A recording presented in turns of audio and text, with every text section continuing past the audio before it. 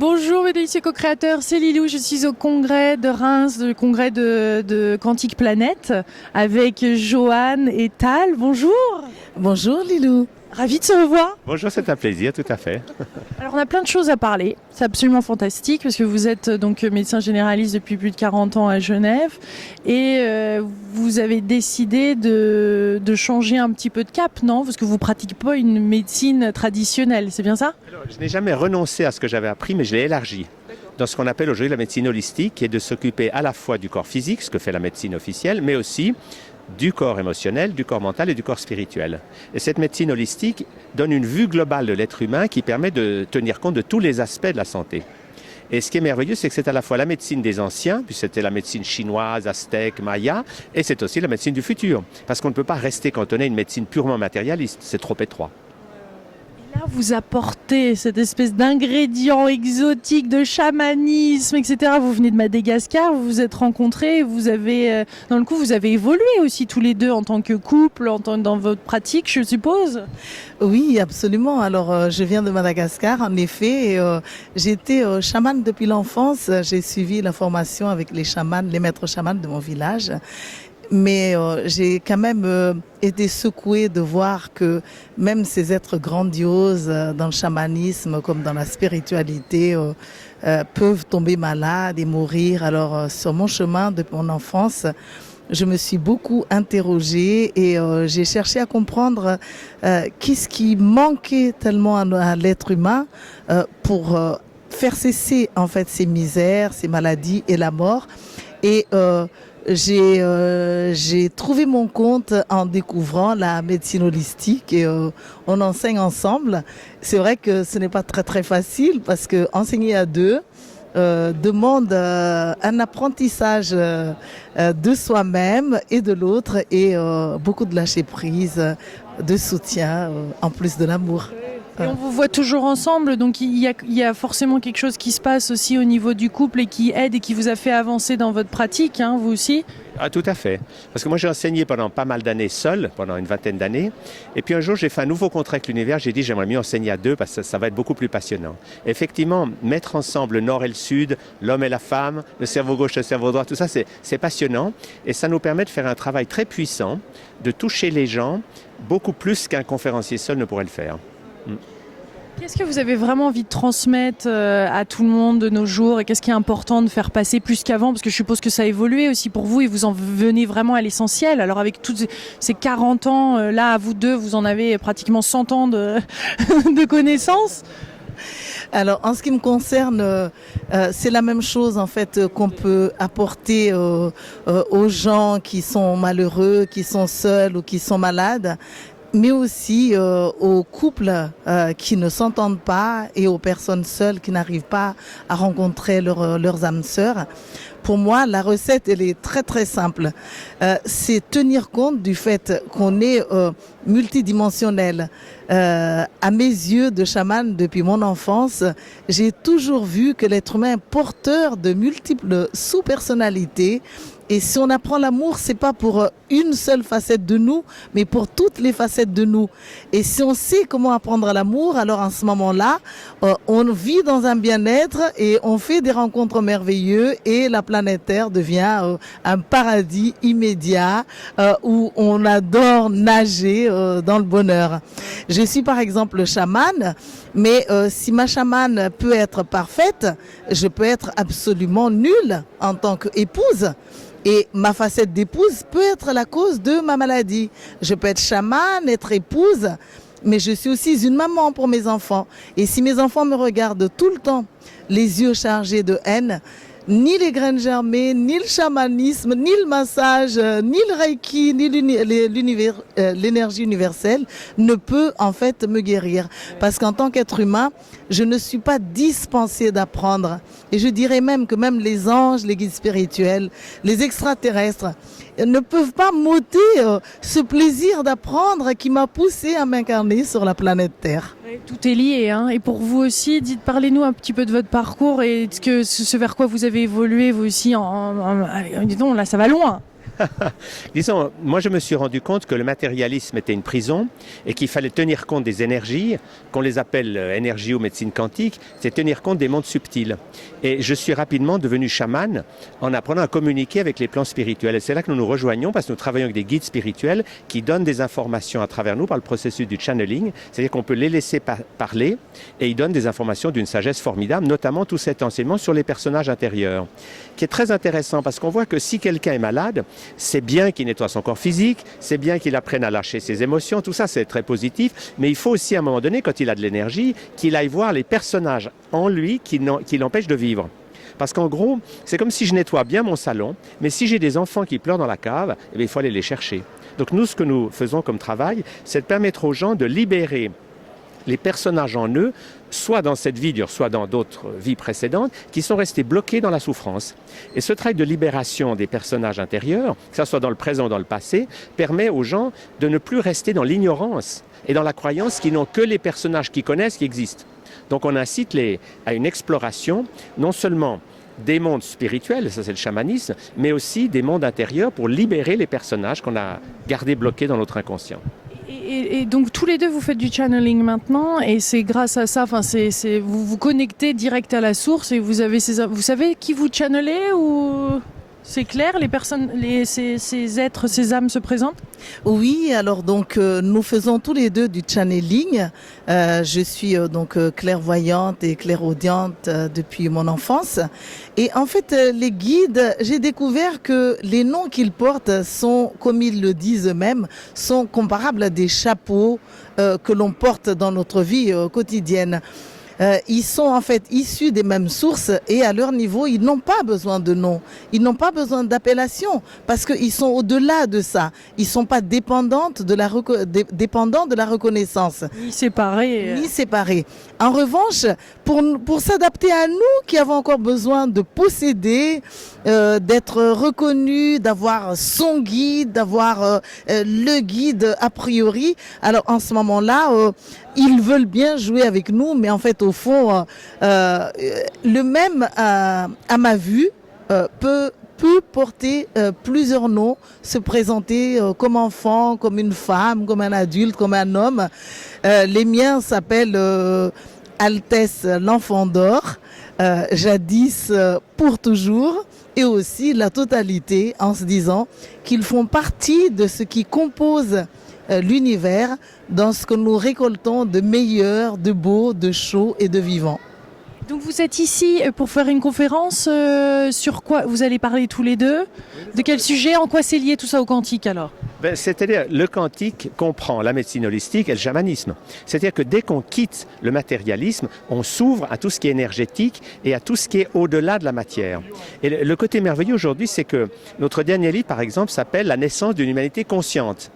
Parce qu'on voit vraiment que la conscience est en train d'émerger pour que les gens sortent des prisons de la peur, des dépendances, de tout ce qui les a en quelque sorte fait vivre dans la basse-cour, qu'ils ouvrent leurs ailes et qu'ils découvrent que nous sommes justement multidimensionnels et que nous pouvons collaborer avec des êtres spirituels. Alors nous, on voit tout ça dans un processus éducatif. Parce que soigner, c'est bien, mais il faut aussi éduquer les gens à ce que progressivement, ils puissent, marche après marche, monter sur l'échelle de la conscience et ne pas les bousculer avec des informations qui ne sont pas encore prêts à prendre. Donc on est dans un processus pas à pas d'éducation pour que les gens ouvrent leur conscience d'une manière agréable et que la vie soit toujours plus chatoyante et vivante. Parce que plus on ouvre sa conscience, plus on découvre des mondes et on communique avec des êtres merveilleux et des êtres de la nature. C'est vraiment un monde magique. Illimité. Alors, je voudrais juste rajouter que si les guides n'ont pas besoin de nom et que ça peut être un seul et même guide issu d'une seule et même source, il est vrai que par rapport à notre niveau de conscience, nous pouvons avoir des filtres plus ou moins grands, plus ou moins épais, et donc soit recevoir les informations telles qu'elles ont été de manière complète, ou soit avoir seulement des filets, ou encore déformer les informations. Et ça, il n'y a pas... Il n'y a pas photo, tant que nous sommes sur Terre, nous avons tous des filtres, mais que cela ne nous décourage pas pour autant. Parce que les guides nous aiment déjà comme nous sommes, et plus nous sommes en leur compagnie et les laissons passer à travers nos canaux de channel, plus nous grandissons, et c'est ça la beauté, la magie. Qu'est-ce qui fait un bon channeler? Parce il y a beaucoup de personnes maintenant qui font du channeling. Qu'est-ce qui permet aux gens d'en trouver un bon s'ils ont envie d'avoir cette expérience-là? Parce qu'il y a quand même un peu de tout, il faut quand même dire ce qui est. Comment on trouve? L'objectif, ce n'est pas de faire une classification avec les bons chamans, les bons channels et les mauvais. Mais il y a quand même quelque chose, une résonance intérieure. Nous, on part du principe suivant, c'est que chaque channel est comme un vitrail. Alors, il y a des vitraux qui ont plus de bleu, d'autres plus de rouge, et il y a des gens qui se sentent mieux devant un vitrail avec du bleu que du rouge. Donc, il faut que chaque personne trouve. L'important, c'est pas d'où vient l'information. Parce que qu'elle vienne de la voisine de palier ou d'un guide spirituel, si la recette est bonne, mettez-la en pratique. Donc, nous, on part du principe que ce qui compte, c'est que les gens ouvrent leur discernement intérieur pour trouver les informations, d'où qu'elles viennent, qui vont leur permettre d'avancer. Et dans cette optique, il n'y a pas de bon ou de mauvais. Il y a des affinités, et il y a des gens qui par l'un, par l'autre. Donc plus les gens avancent dans cette dynamique, plus ils voient des chamans différents, plus ils écoutent des channels différents, plus peu à peu ils deviennent eux-mêmes chamans ou channels. Parce que nous, notre objectif, c'est l'indépendance. C'est que les gens ne soient plus consommateurs de thérapie ou d'information, mais qu'ils découvrent que une fois qu'ils ouvrent leur cerveau droit, ils peuvent avoir accès à l'information en direct. Donc ils deviennent eux-mêmes connectés. J'aimerais revenir sur le phénomène de résonance parce que en fait c'est à la fois très bien, un avantage, mais c'est aussi à la fois un problème parce que en fait si les gens ont déjà fait beaucoup de chemin, on peut se fier à la résonance qu'ils éprouvent. Mais beaucoup de personnes peuvent en fait tout simplement aller dans un sens où ça résonne parce qu'ils se reconnaissent. Et donc, si là, le channel qui laisse passer les messages est limité, mais que en tant que maman, ça résonne chez les gens, ou en tant que papa, ça résonne, ou en tant qu'un frère ou ami, ça résonne, eh bien, ils peuvent suivre des séances de channeling sans forcément être en contact avec eux, la lumière la plus pure qui soit. Néanmoins, on peut reconnaître les meilleurs channels par leur message toujours rempli d'amour, par leur courage à apporter ce qui est bon et ce qui est juste sans avoir peur de perdre leurs patients et sans continuer à lisser toujours dans le sens du poil. Parce que comment est-ce qu'on reconnaît les choses qu'on a besoin d'apprendre? C'est quand ça nous fait réagir. Lorsqu'on ronronne avec une information, mais c'est tout simplement parce que c'est quelque chose qu'on a déjà acquis. Lorsqu'on réagit fortement à quelque chose, c'est qu'on n'a pas dépassé. Quand on est en paix avec les informations, quoi que les guides nous disent, les anges nous apportent, on est en sécurité. Je suppose que vous apportez aussi un travail après pour la personne d'aider à ressentir aussi ses émotions, son ressenti face à tout ça. Qu'est-ce que je ressens? Qu'est-ce qui... Oui, c'est un des secteurs qu'on travaille beaucoup, c'est la gestion des émotions. Parce que beaucoup de gens dans nos sociétés modernes, où ils gardent toutes les émotions à l'intérieur et ça bloque leur immunité, ils tombent malades, où ils déversent leurs émotions sur leurs proches et ce n'est pas une solution non plus. Alors nous, on travaille beaucoup sur le fait d'apprendre aux gens à utiliser les émotions pour les vivre dans le corps comme un enfant. Donc on enseigne aux gens à redevenir des enfants de 3 ans, pour que les émotions ne soient plus ni stockées, ni propulsées vers les autres. Et dès que les gens ont appris à lâcher leurs émotions, le côté magnifique, c'est qu'automatiquement, leur cerveau droit s'ouvre de nouveau. Parce que ce qui a bloqué le cerveau droit chez beaucoup d'adultes, c'est qu'il y a trop de cerveau gauche qui tourne à toute vitesse parce que les émotions restent à l'intérieur. Dès que les gens savent danser, crier, gesticuler, ils se calment, leur cerveau droit s'ouvre et ils redeviennent des chamans. Bougeons. Hein. Exactement. Vous savez, ça met des Gascars, ça bouge, hein, vous avez ça dans le sang. Hein. Absolument. Alors nous, notre message, en fait, plus que jamais pour l'ère qui va arriver après le 21 décembre. Ah oui, parlons-en. Pour nous, il n'y aura pas la fin du monde, mais il y aura la fin d'un monde et la fin, en fait, de certaines de nos souffrances, de l'obscurantisme. Donc notre message, plus que jamais, est... nous sommes des êtres holistiques, nous devons tenir compte de nos 4 corps ou de nos 72 corps, si telle est notre vision de la réalité. Mais en tout cas, de les mettre sur le même point, même pied d'égalité. Ne pas considérer son corps physique comme une poubelle dans laquelle on va mettre n'importe quoi, même du carburant qui ne sont pas appropriés du tout avec nos énergies. Lâcher les émotions, apprendre à les gérer et ne pas se dire pour échapper au travail émotionnel qu'on peut transcender. Parce que pour faire l'amour aussi sur le plan physique, pourquoi est-ce qu'on ne transcende pas tant qu'à faire? Alors après, c'est aligner le cerveau gauche avec le cerveau droit, ne pas renier le cerveau gauche pour autant, mais le mettre en harmonie avec le cerveau droit, son ami, pour que imagination, rêve rime avec logique et rationnel, et laisser le canal de son cœur s'ouvrir au monde spirituel et recevoir les messages de tout l'univers. Les cadeaux, les cadeaux. Un petit point sur l'émotion, il faut avant, on avait tendance peut-être à pousser les émotions, à pas vouloir les vivre, mais vous conseillez vraiment de les sentir, de les vivre intégralement, sinon elles vont continuer à revenir. Et puis, moi j'ai appris ça par exemple en allant voir une dizaine de peuples qui vivent sans maladie et sans conflit sur cette planète. Pendant 25 ans, j'ai été passionné par ça, et ces peuples qui vivent sans maladie et sans conflit, tous gèrent les émotions. Quand ils ont une émotion intense, ils redeviennent des enfants de 3 ans. Donc vous pouvez voir des vieillards qui tout d'un coup piquent une crise comme un enfant de 3 ans. Parce que pour eux, l'émotion, il faut la vivre dans le corps et la lâcher. Mais ils n'ont pas ni l'idée de réprimer, ni l'idée d'agresser quelqu'un. C'est spectaculaire à voir.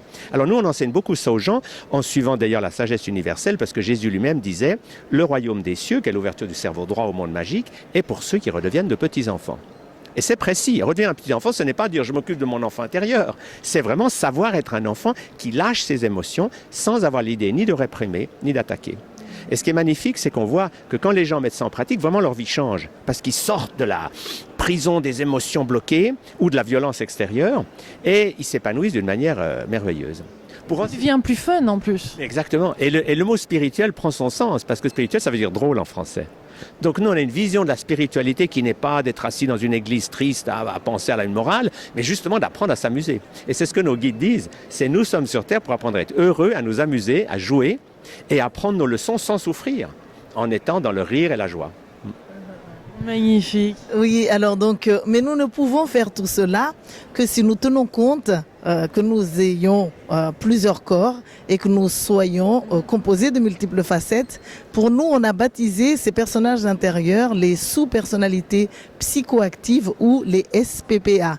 Et en fait, si mon channel, mon sage, mon thérapeute n'ont pas besoin de sortir leurs émotions, ben mon côté enfant a besoin de jouer. Il faudrait que je lui trouve un espace à lui où il peut grandir en même temps que mon côté channel, sage, bienveillant.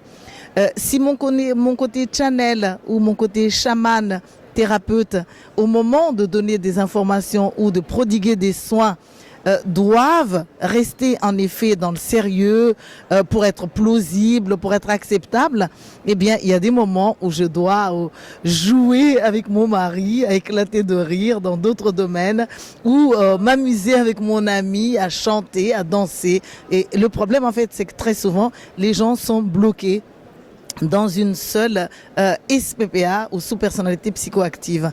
Et c'est ainsi qu'ils tombent malades, parce que quel être humain supporterait, par exemple, d'être channel 24 heures sur 24, ou d'être sage 24 heures sur 24, ou de donner des soins 24 heures sur 24. Et je pense aussi que à cette allure-là, ça montre tout simplement des gens qui ne s'aiment pas avec les autres facettes qui les composent, mais qui ont trouvé la valeur dans une seule de leurs facettes, et ce qui nous tue, c'est soit user d'une seule facette ou soit ne jamais faire la place aux autres. Je connais qu'une seule personne au Brésil, John of God, qui pratique énormément de channeling sans cesse, constamment, à longueur de journée. Je ne sais pas s'il y en a d'autres dans le monde comme ça. Au Brésil, il y en a toute une série, oui, tout à fait. Et puis aux États-Unis, il y en a énormément. Parce que chamanisme et channeling, c'est la même famille. C'est en fait contacter les mondes spirituels et laisser passer soit de la lumière et de la force de guérison, soit des mots, enfin il y a toutes sortes de formes différentes. Pour moi, le chaman était plus quelqu'un qui était lié à l'esprit de la nature, aux plantes, à traiter. C'est comme ça qu'il c'était un guérisseur grâce à ces plantes-là, c'était le médecin. Non, le chaman est en relation différentes sortes de chamans. Avec des grands esprits. Les grands esprits de la nature? Non, pas forcément. Le chaman est relié avec des ancêtres, avec des êtres planétaires, universels. Il y a vraiment toutes sortes de chamans. Et c'est parce qu'ils ont justement des alliés aussi bien dans les mondes spirituels, les guides, comme dans la nature. C'est ça qui les enrichit. Mais il est vrai que comme les channels, les chamans, eux aussi, peuvent être comment dirais-je, plus ou moins limitées, on va dire. Alors, c'est qu'il y en a qui vont être en relation avec des êtres beaucoup plus grands et d'autres qui vont être dans leur petit monde à tout simplement s'occuper que d'une plante ou de soins. Mais il n'y a pas de ségrégation pour autant. Ce qui compte, c'est que chaque chaman ou chaque channel rend service là où il est et sert à ceux qui les demandent là où ils sont, en pouvant voyager et s'adapter partout dans notre univers. Écoutez, merci pour toutes ces nouvelles perspectives. Merci d'être là à Reims pour ces conférences et d'en discuter ouvertement. J'apprécie. Merci. Merci infiniment. Merci. Merci Tahar. Merci Lilou, c'est un plaisir. Merci beaucoup. Plein de bisous, mes délicieux co-créateurs de Reims, du congrès Quantique Planète, ici, dans la belle région du Champagne. Oh là là. Au revoir. Au revoir.